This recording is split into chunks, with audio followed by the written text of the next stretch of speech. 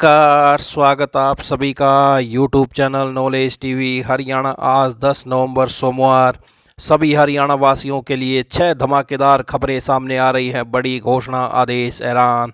सभी हरियाणा वासियों के लिए महत्वपूर्ण योजनाएं, घोषणा, आदेश क्या है, पूरी जानकारी आइए देखते हैं। हरियाणा की सबसे तेज, सबसे सटीक, छोटी से बड़ी जानकारी आपको यहाँ पर मिलती रहती है, तो चैनल को सब्सक्राइब जरूर कर लें।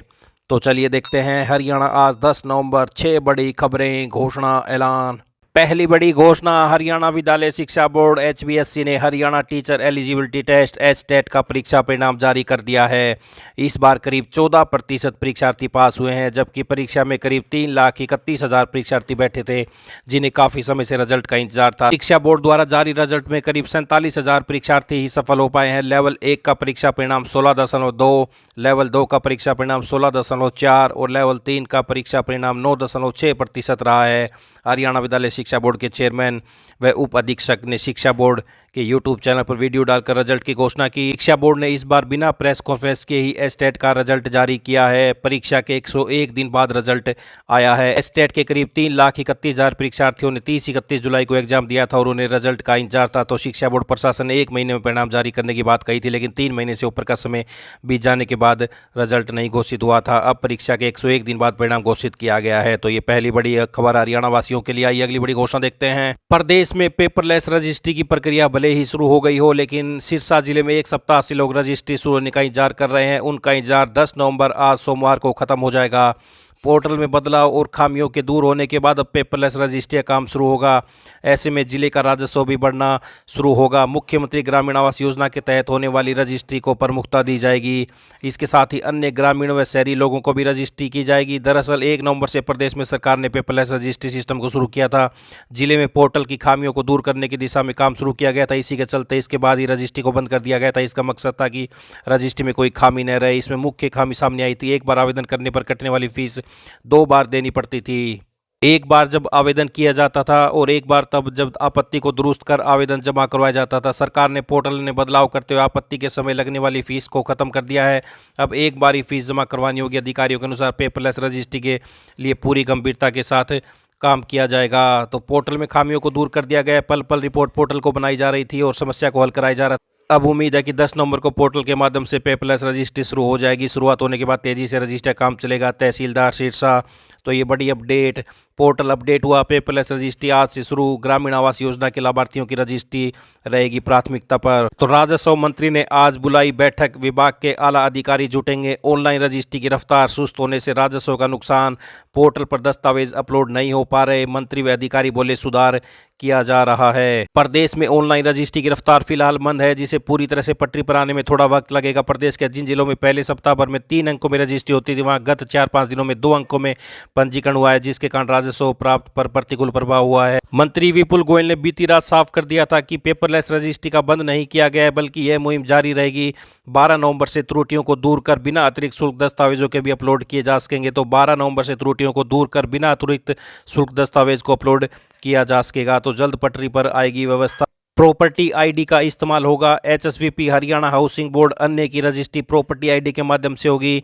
विभाग के अतिरिक्त मुख्य सचिव डॉक्टर सुमिता मिश्रा ने कहा कि शुरुआती दौर है, इसलिए नई प्रणाली में कुछ चुनौतियां आ रही हैं। इन सभी समस्याओं के हल के लिए हमने जनता को राहत देने के लिए शिकायत निवारण के लिए भी व्यवस्था कर दी है। ऑनलाइन पोर्टल पर अब 40 MB तक अपलोड कर सकेंगे दस्तावेज। नया फीचर, आपत्ति के साथ वापस करें, होगा शुरू। दोबारा कर सकेंगे अपलोड। जमीन रजिस्ट्री के लिए ऑनलाइन पोर्टल पर दस्तावेज अपलोड करने की सीमा 10 MB से बढ़ाकर 40 MB कर दी गई है। यह बदलाव ऑनलाइन रजिस्ट्री प्रक्रिया को सुगम बनाने के लिए किया गया। 12 नवंबर से एक नया फीचर, आपत्ति के साथ वापस करें, शुरू किया जाएगा। इसके माध्यम से आवेदक बिना अतिरिक्त शुल्क दिए सही किए गए दस्तावेज फिर से अपलोड कर सकेंगे, बशर्ते शुरू में कोई गलत जानकारी दर्ज न की गई हो। नामों में मामूली विसंगतियों के कारण आवेदन अस्वीकृत नहीं किए जाएंगे।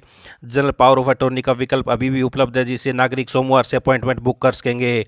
कर्षक कॉलम के संबंध में उन्होंने बताया कि इस फील्ड के आधार पर स्वामित्व तो नहीं बदला जा सकता। हालांकि इस प्रकार किए गए पिछले पंजीकरणों की समीक्षा की जा रही है। नए नियम जल्दी जारी किए जाएंगे। बड़ी अपडेट ऑनलाइन रजिस्ट्री को लेकर। आइए अगली बड़ी घोषणा देखते हैं। हरियाणा में बड़ी योजना, बागवानी के लिए किसानों को मिलता है 1,40,000 रुपए तक का अनुदान। राज्य सरकार की ओर से बागवानी को बढ़ावा देने और किसानों की आय बढ़ाने के लिए अनुदान दिया जाता है। यह राशि किसान के खाते में दी जाती है। फलों के नए बाग लगाने, सब्जियों की खेती एकीकृत मॉडल के साथ करने, फूलों की खेती करने, मसालों की खेती और खुशबूदार पौधों की खेती के लिए अनुदान दिया जाता है। नए बाग लगाने के लिए 24,500 से 1,40,000 रुपये तक प्रति एकड़ अनुदान दिया जाता है। सब्जियों की खेती एकीकृत मॉडल के तहत 15,000 रुपये प्रति एकड़, SC वर्ग के लिए 25,000 रुपये प्रति एकड़, मसालों की खेती पर 15 से 30,000 रुपये, फूलों की खेती पर 8 से 40,000 रुपये और खुशबूदार पौधों की खेती पर 8,000 रुपये प्रति एकड़ अनुदान दिया जाता है। यह अधिकतम 5 एकड़ तक दिया जाता है।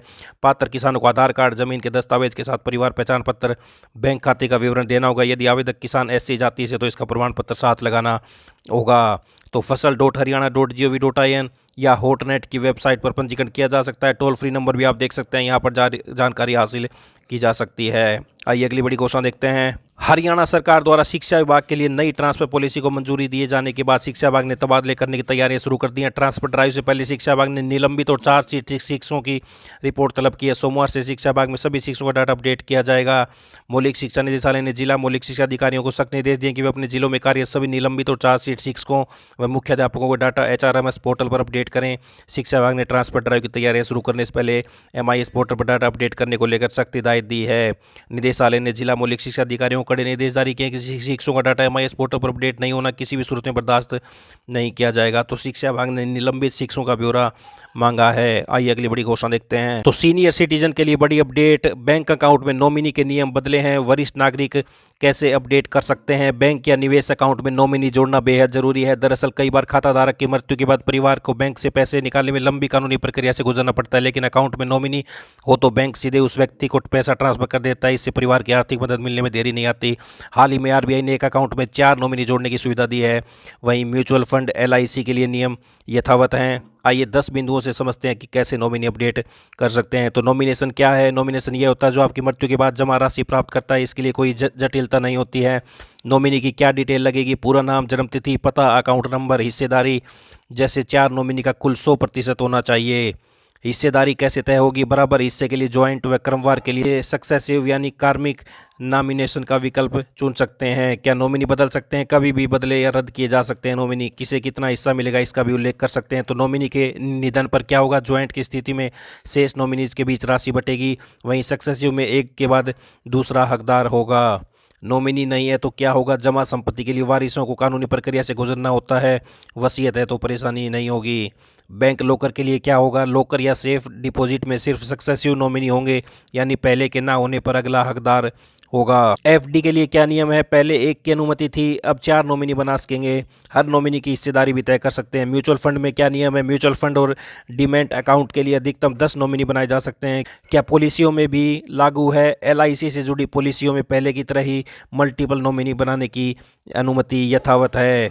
तो पहला जहां अकाउंट है उस बैंक की नज़दीकी शाखा में जाएं, नॉमिनी अपडेशन फॉर्म भरें, बैंक अधिकारी डॉक्यूमेंट चेक करेंगे, उनसे अपडेशन कंफर्म करें। दूसरा, नेट बैंकिंग या मोबाइल ऐप से भी अपडेट कर सकते हैं। नॉमिनी सेक्शन से इसे अपडेट करें। SMS या ईमेल से अपडेशन का मैसेज आएगा। तो ये सीनियर सिटीजन के लिए बड़ी अपडेट आई। अगली बड़ी घोषणा देखते हैं। तकनीकी शिक्षा की ओर से छात्रों का रुझान कम होता जा रहा है। यही कारण है कि राजकीय औद्योगिक प्रशिक्षण संस्थानों ITI में 7 बार दाखिले का मौका मिलने के बावजूद प्रबंधन तय सीटों को भी नहीं भर पाए हैं। सोनीपत ITI में 7 चरण की दाखिला प्रक्रिया के मौजूद 1044 सीटों में से 306 सीटें खाली रह गई हैं। संस्थान प्रबंधकों ने बताया कि प्रतिस्पर्धा के दौर पर घटते रोजगार के अवसर के चलते ITI में छात्रों का दाखिले के बढ़ती रुझान घटा है। कौशल विकास एवं औद्योगिक प्रशिक्षण निदेशालय की ओर से ITI में रिक्त पदों को भरने के लिए युवाओं को 27 अक्टूबर से 5 नवंबर तक ऑन द स्पॉट दाखिला लेने का अवसर प्रदान किया गया था। तो ये बड़ी अपडेट आई। अगली बड़ी घोषणा देखते हैं। खिलाड़ी पदक जीतने के लिए जी जान लगा देते हैं। इसके लिए उसे कड़ी मेहनत करनी पड़ती है। पदक के आधार पर खिलाड़ियों को कैश अवार्ड से लेकर स्कॉलरशिप देने का प्रावधान है।